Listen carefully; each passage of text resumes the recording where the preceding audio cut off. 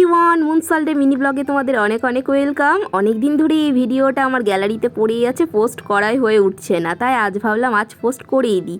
এই দেখো আমরা চলে এসেছি পুটলুর স্কুলে, আর স্কুলটাকে কি সুন্দর করে সাজিয়েছে। কেন বলো তো? তার কারণ আজ আছে স্কুলের জন্মদিন।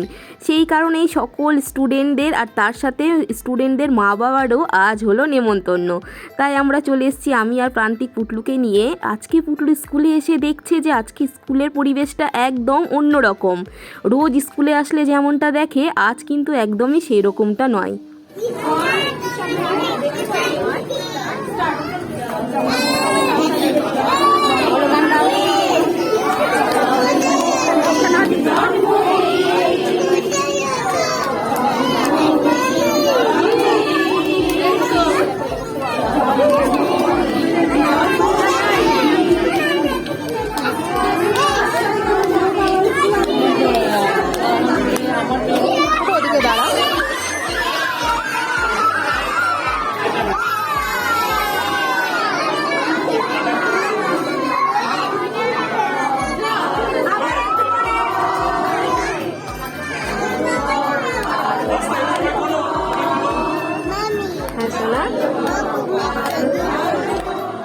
এই স্কুলে প্লে গ্রুপ থেকে ক্লাস 4 পর্যন্ত এতগুলো শ্রেণী আছে, আর সকল স্টুডেন্টদের আর সাথে যদি মা বাবাদের একসাথে এখানে ডেকে নেওয়া হয় তাহলে তো এত ভিড় জমে যাবে যে এখানে দাঁড়ানোর বা বসার আর জায়গাই থাকবে না।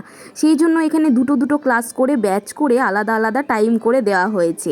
প্লে গ্রুপ আর প্রি নার্সারিদের 11টা থেকে ডাকা হয়েছে, আর নার্সারি আর কেজিদের 11:45-এ ডাকা হয়েছে, 1-2দের 12:30 ডাকা হয়েছে, আর 3-4-এর 1:15-তে।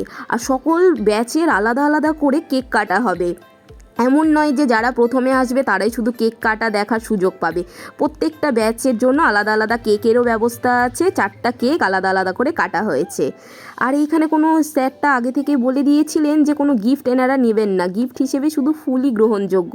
তাই আমরা একটা ছোট্ট চারা গাছ নিয়ে এসেছি ফুলের, সেটাই আমরা গিফট হিসেবে দিলাম। এখন আমরা লাঞ্চ করতে চলে এসেছি লাঞ্চের জায়গায়।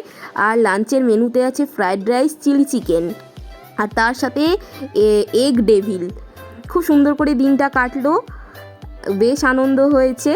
এই দেখো আমার ছোট্ট পুটলুও বেশ আনন্দ করেছে। ওই যদিও কিছু খাবার খায়নি, শুধু একটা লুচি নিয়ে কোনো রকমে ছিঁড়ে খেলো। ভিডিওটা কেমন লাগলো কমেন্ট লিখে জানিও। আবার দেখা হবে নতুন একটা ব্লগে। আজকের মতো টাটা।